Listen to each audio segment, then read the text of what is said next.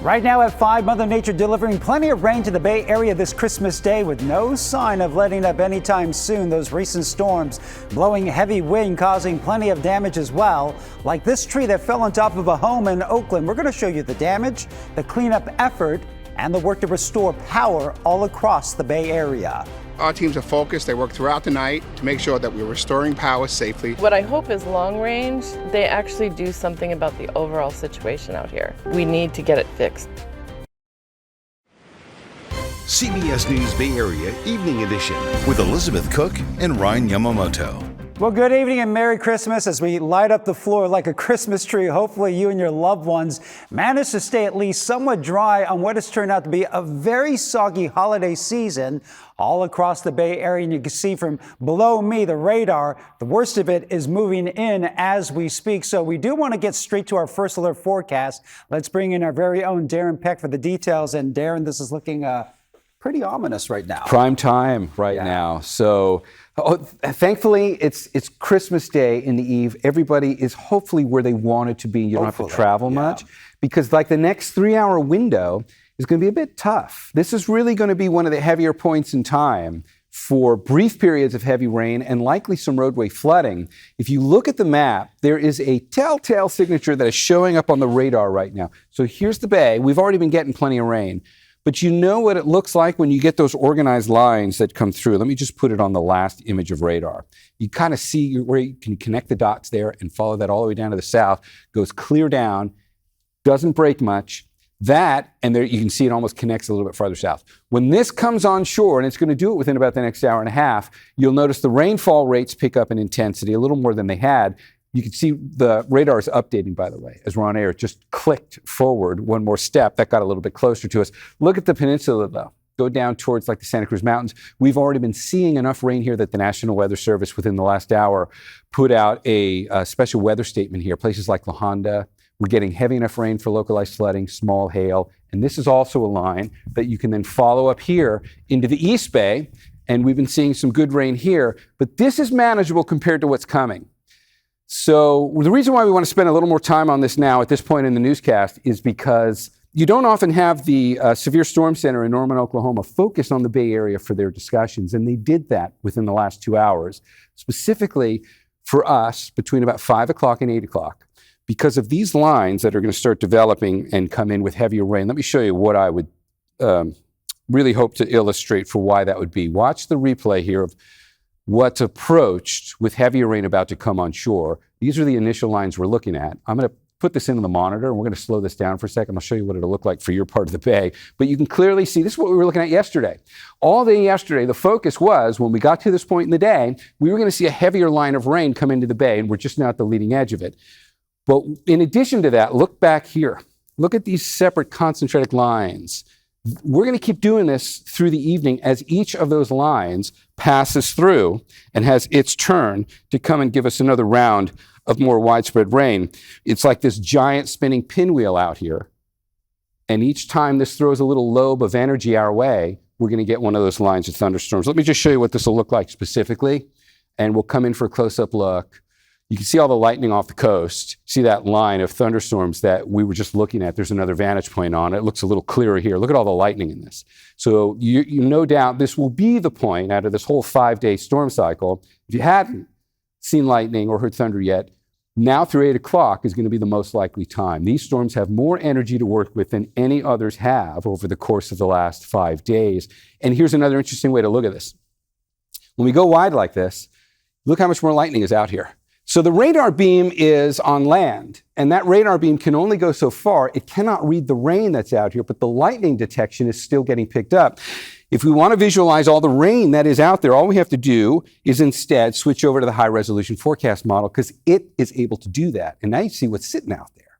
And if we play that forward, here comes the train. So this is the line we've got now that we're just looking at off the coast. That'll be here through 6 o'clock, probably into 7, 8 o'clock. That's going to be heavy enough rain that we're going to have some issues on roadways. Ponding of water on roadways, low-lying intersection type stuff. Not the best time to be on the roads if you don't have to. If you can think about making some adjustments between now and really, if you can stay put tonight, but particularly the next three hours. This 3-hour window here, you can see we've still got these there goes another line right there. This time it's coming through the North Bay.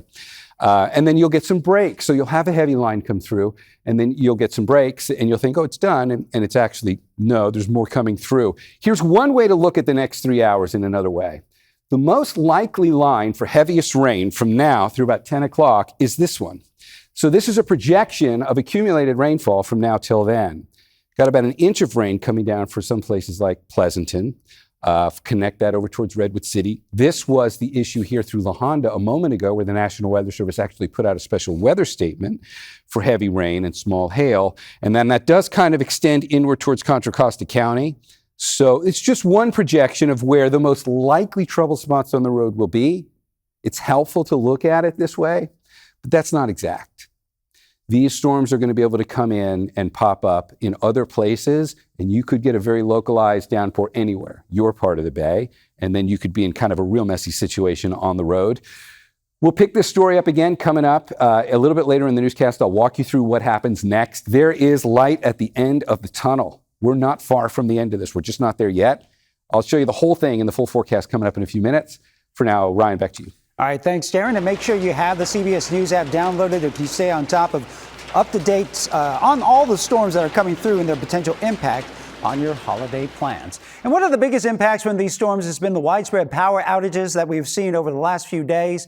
This is a live look at the PG&E outage map. You can see tens of thousands of customers still in the dark this evening. And speaking of restoring power, PG&E crews in Oakland are clearing debris after a tree crashed into a home, bringing down power lines.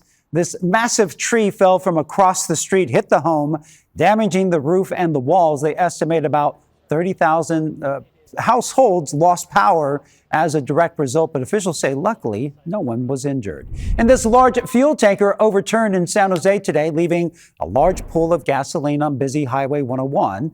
All southbound lanes at Yerba Buena Road are closed as a result, and traffic was being redirected to Monterey Road and Highway 87. Caltrans said they expect that road to reopen sometime around 8 o'clock this evening. Officials have not said if the slick road conditions had anything to do with that crash. And communities up and down the peninsula have been hitting hard by these storms, in particular as well. Thousands of people are still waiting to get their lights turned back on this evening. And Amanda Harry joins us live from Half Moon Bay with a look at the damage and the cleanup happening there this evening. So, Amanda, how are things looking out there right now? I was here yesterday, and I would say that things are a lot worse today. It is windier. We've seen heavier rains. The waves are much bigger, just coming over these rocks at times and hitting people who are walking over here. The electricity in this area has been out on and off. It was out yesterday, came back on late last night. It is out again. This traffic light here was out yesterday when I was here. It is out again, and it's causing some sporadic traffic pauses here.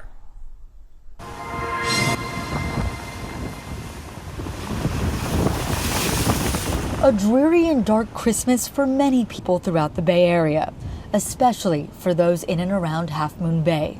Don't make me cry. It's very hard. Donna Diamond lives in Montera, but drove down to El Granada to watch the waves and get out of the house. She has no electricity for the second time in as many days. Wednesday morning at 1. And then it's been out until 5 o'clock last night, and then it went out again at 1 o'clock this morning, and it's still out and probably will not be back until 11. Without electricity, there's not much she can do. And she says this time of year, it happens often. The weather often knocks out the electricity, and when the electricity goes, I have no cell reception. And that's true for most of the coast. I'm on a well, so I haven't taken a shower, sorry. And you can't flush too many times until the electricity comes back. Amr Salahi also has been dealing with no electricity, but he's looking on the bright side.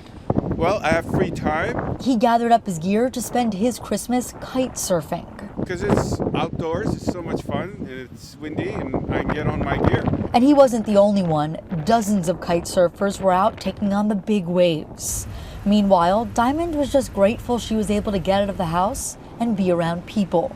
And the weather's been so bad that I haven't wanted to drive to friends' house. I've had a couple friends offer me, to bug out, but the weather's just been horrible. She's hoping for a long-term Christmas miracle. Infrastructure changes so they're not in the dark as often. What I hope is long range, they actually do something about the overall situation out here. Because if people read about it, it's really, I think, political and really complicated, and we need to get it fixed. According to PG&E, there's no timetable for when the power will be turned back on here. Crews will get out as soon as it's safe to do so. So, Amanda, real quick question. They're not kite surfing right now, right? They're all back inside.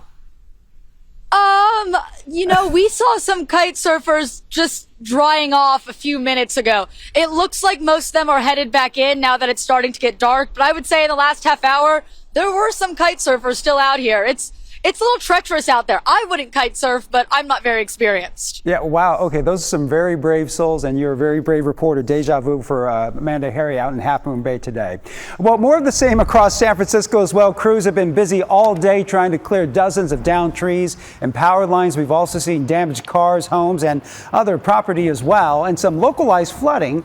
But luckily, police and fire say there have been no reports of any serious injuries. And while maybe not be a very busy travel day, SFO is reporting stronger winds from today. Those storms have already led to hundreds of flights being delayed, with the FAA issuing a ground delay order, which limits arrivals to just 25 an hour. But they do expect those to increase that rate heading into Friday as the travel demand does pick up following Christmas. And still ahead tonight on the evening edition, communities in Southern California still recovering from massive wildfires earlier in the year, now dealing with heavy rain over burn scars leading to deadly flooding and some mudslides. Plus, we're going to see what the storms are doing to road conditions in the Sierra, as reports have been resorts have been slow to open, finally getting their long-awaited snowfall.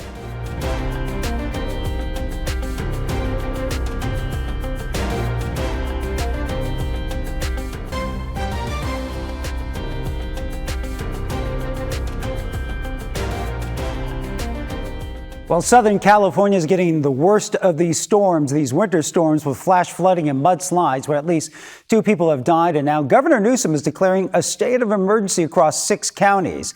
Muddy floodwaters swamped the town of Wrightwood. This is in San Bernardino County. Homeowners waking up Christmas morning to rivers running through their properties and neighbors trapped on rooftops. We walked as far as we could without getting swept up in the water, and saw that there were people, that my neighbors, that were on top of their roof, 3 people on top of the roof. Everything that fell continued to roll down the hillsides. So that contributed to the mud, the debris flows, and the impact. Similar scenes into our north in Butte County. Water rescue teams have been busy picking up stranded drivers, and PG&E says more than 8,000 customers are still without power in the region. Meantime, the winter storm bringing a white Christmas to the Sierra. This is a look at Interstate 80 and Highway 50 right there. It looks pretty treacherous there. Chain controls have been in effect for both since yesterday. You can see snow is covering the roadways and the skies are pretty hazy, making holiday travel very difficult. The Tahoe area summits are expected to see several feet of snow by tomorrow evening. But once that storm does clear out this weekend, should be some pretty good skiing and snowboarding. Saturday's going to be a great day to get I know, up it's there. going to be packed up there too, It will be. Yeah, so if you can wait till then, and really you have no choice unless you want to drive in what we just showed you. And delays and closures can happen there like at any time, so it's not worth it. We're just getting into one of the more active periods. Look at the whole map here. In light of the fact that it is Christmas, it couldn't look any more like it here on the map. This is one of the more impressive radar depictions of the last 4 days since we started this. And I'll just give you the quick review again on what's happening now. And then in this visit, we're going to look ahead, and I'll show you how this all comes to an end and why we're already seeing a chance for the next storm. But it's a while out, but we can see it. First of all, the radar depiction right now does look impressive. Particularly, it's these organized lines on here that we usually spotlight. That's a very well put together line of heavier rain with downpours. You're going to see the lightning in 1 second when we put it in the monitor. But those lines are able to march their way towards us and give us heavy bands of rain as they come through. Look at the bay as a whole. We've had a few of these come on shore so far. It's one of them that's come down along the peninsula and worked through the Santa Cruz Mountains within about the last 2 hours now. And that did bring out a special weather statement from the National Weather Service to bring people's awareness to that one. Small hail with that. Definitely lightning with these. More lightning likely over the next 3 hours than we've had from any of this 5-day system. This is the line that we're looking at now. But what I wanted you to see as we kind of take this picture in, and this is the initial wave with the cold front that's going to spark off some of the heavier rain. Look back here. Because even once we get past this line, you've got all these concentrated lines back here that are going to continue to move through the bay over the course of tonight. And that's what we're going to look at now. When we bring this into the forecast monitor, and let's try and get specific and see if we can spotlight your part of the bay so you can kind of see how this is going to affect you. Plenty of lightning shows up. There's the line. Just another close look at where that is off the coast. When that gets here, and this is going to be about an hour before that comes towards the peninsula, you will notice the rainfall intensity pick up about an hour, hour and a half or so. But there's pretty good rain before that. Look at these little bullseyes on here. These are all generally getting moved in our direction. I'll show you what I mean by that.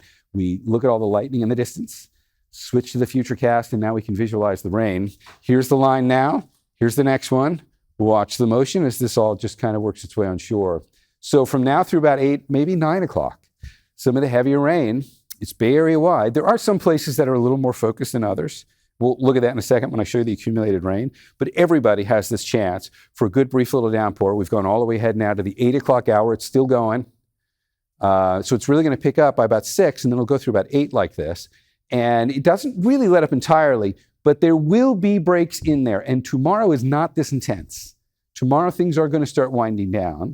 It's not going to turn off completely, but tomorrow will be quieter. Here's the rain from tonight. Look at the visualization for where the heaviest rain is likely going to fall. This matters because it at least gives us one way to conceptualize where we're likely going to hit some trouble on the roadways. So we already know the National Weather Service messaged this band for places like La Honda and the Santa Cruz Mountains. There's another band that's going to fall here as it works up through Pleasanton, Tri-Valley. So that's where you could also get some ponding of water on roadways. The flood watch goes till tomorrow night at 10. I'm keeping an eye on this map. It updates. So if the National Weather Service had upgraded any little areas on here for flood warnings, you can see there are a few in the Sierra, but there are none here. That's good.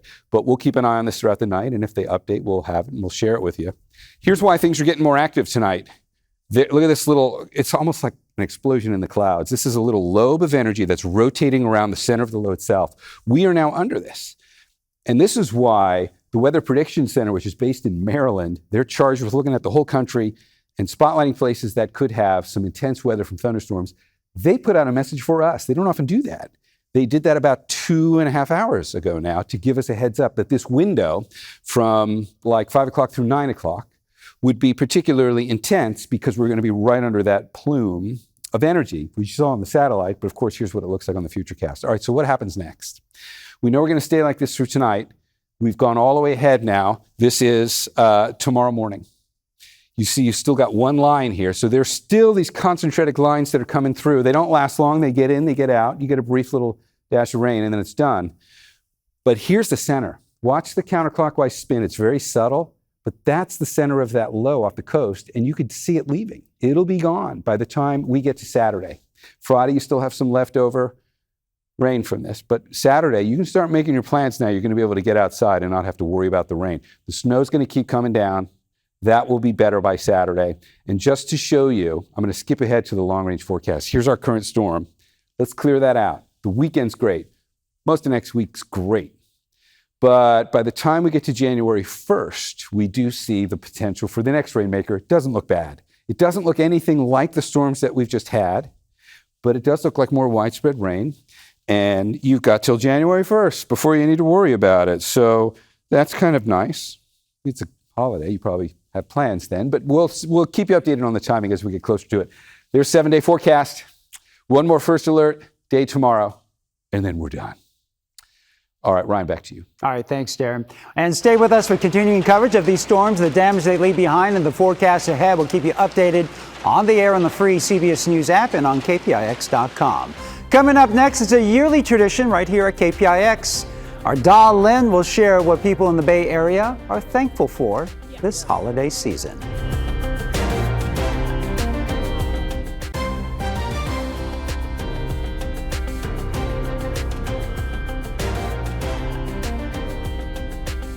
All holiday season, we've been shining a light on the local organizations working to make sure that no one misses a meal. Our Veronica Macias was in Sonoma, where the Redwood Empire Food Bank received a much-needed donation to continue their work.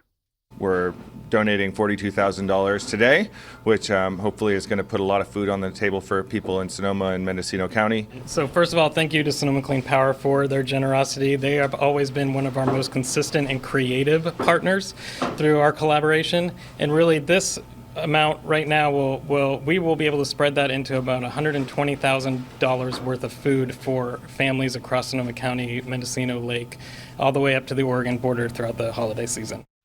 And if you want to support our Food for Bay Area Families initiative, scan the QR code right there on your screen or head to kpix.com/give. There you'll be able to donate food or funds or your time to food banks all across the Bay Area. And be sure to join us for our holiday special airing tonight at 7 o'clock on KPIX and streaming on the free CBS News app. Finally this evening, Christmas is a time for reunions, hugs, and a lot of catching up.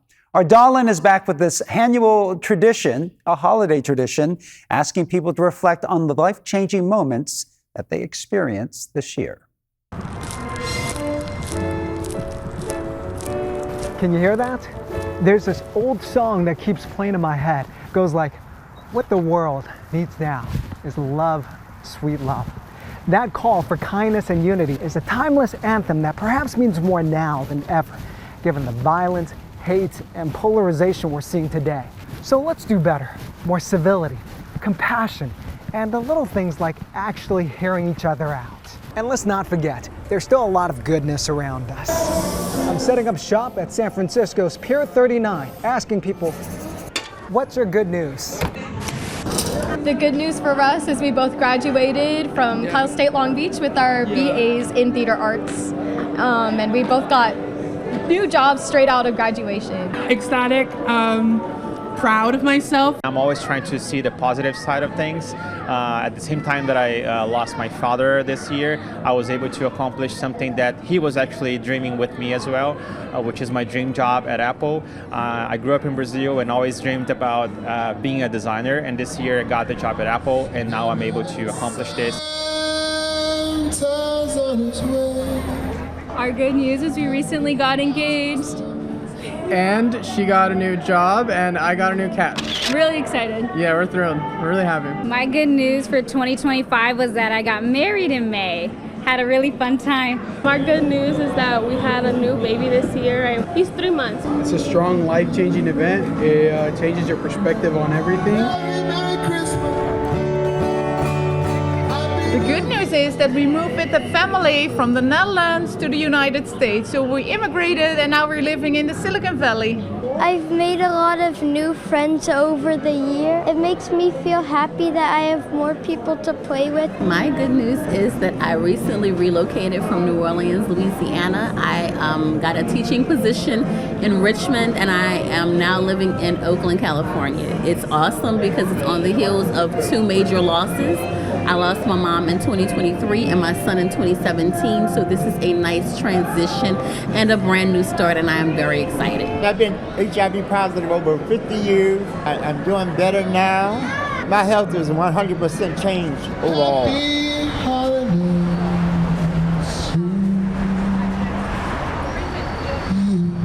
I've got some great news to share as well. My wife and I are expecting our 3rd child. We are incredibly excited, but also a little nervous for so many different reasons.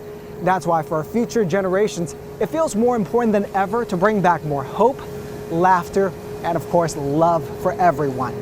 From my family to yours, Merry Christmas and Happy New Year. Always a great tradition from our Dahlin. That's it for the news at 5. Hope you have a merry rest of your Christmas day. And speaking of that, stick around for our Deck Out for the Holidays Light special coming up next.